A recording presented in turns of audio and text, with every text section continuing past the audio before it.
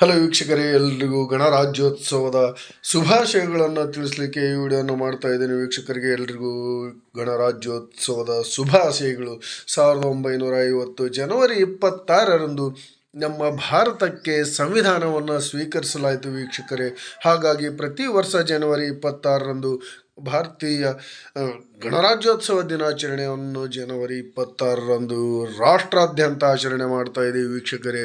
ಜನವರಿ 26, 1950ರಲ್ಲಿ doctor BR Ambedkar ಅಧ್ಯಕ್ಷತೆಯಲ್ಲಿ ಏನು ನಡೀತದೆ ಈ ಭಾರತದ ಸಂವಿಧಾನದ ರಚನಾ ಕಾರ್ಯ, ಅದು 1947ರಲ್ಲಿ ಪೂರ್ಣಗೊಂಡಿರುತ್ತೆ. ಅಲ್ಲಿಂದ ಹಲವಾರು ವಿಶ್ಲೇಷಣೆಗಳನ್ನು ನಡೆಸಿ ತಿದ್ದುಪಡಿಗಳನ್ನು ಮಾಡಿ 1950 ಜನವರಿ 26ರಂದು ಅದನ್ನು ಅಧಿಕೃತವಾಗಿ ಭಾರತ ಸರ್ಕಾರ ಭಾರತದ ಸಂವಿಧಾನವನ್ನು ಸ್ವೀಕರಿಸುತ್ತೆ. ಅಲ್ಲಿಂದ ಪ್ರತಿ ವರ್ಷವೂ ಜನವರಿ 26ರಂದು ಭಾರತ ಗಣರಾಜ್ಯೋತ್ಸವ ದಿನಾಚರಣೆಯನ್ನು ಆಚರಣೆ ಮಾಡ್ತಾ ಬರ್ತಾ ಇದ್ದೀವಿ ವೀಕ್ಷಕರೇ.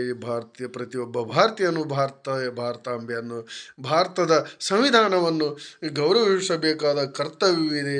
ಆ ಸಂವಿಧಾನದ ಮೇಲೇ ಇಡೀ ಭಾರತ, ಇಡೀ ಜನಾಂಗ, ಇಡೀ ವ್ಯವಸ್ಥೆ ನಡೀತಾ ಇದೆ ಅಂತಲೇ ಹೇಳ್ಬೋದು ವೀಕ್ಷಕರೇ. ಹಾಗಾಗಿ ಈ ಡಾಕ್ಟರ್ BR ಅಂಬೇಡ್ಕರ್ ಅವರನ್ನು ಸ್ಮರಿಸುತ್ತಾ, ಭಾರತದ ಸ್ವಾತಂತ್ರ್ಯಕ್ಕಾಗಿ ಹೋರಾಡಿ ಸ್ವಾತಂತ್ರ್ಯವನ್ನು ತಂದುಕೊಟ್ಟ ಎಲ್ಲ ಮಹನೀಯರನ್ನು ಸ್ಮರಿಸುತ್ತಾ, ಅವರ ತತ್ವಗಳನ್ನು, ಆದರ್ಶಗಳನ್ನು ನಮ್ಮ ಜೀವನದಲ್ಲಿ ಅಳವಡಿಸಿಕೊಂಡು ಜೀವಿಸೋಣ ಅಂತ ಹೇಳ್ತಾ ಎಲ್ರಿಗೂ ನಮಸ್ಕಾರಗಳು. ಜೈ ಹಿಂದ್, ಜೈ ಕರ್ನಾಟಕ ಮಾತೆ, ವಂದೇ ಮಾತರಂ, ಜೈ ಕನ್ನಡ.